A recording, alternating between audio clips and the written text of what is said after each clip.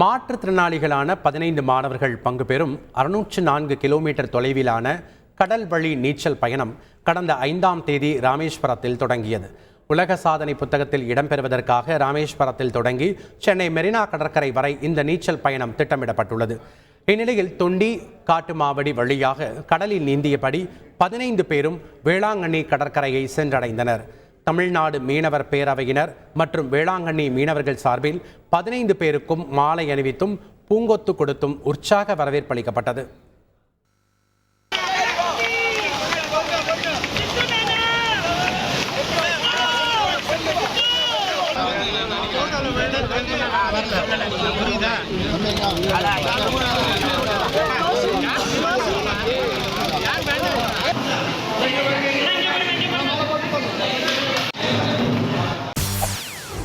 செய்திகளை உடனுக்குடன் தெரிந்து கொள்ள உடனே சப்ஸ்கிரைப் பண்ணுங்க.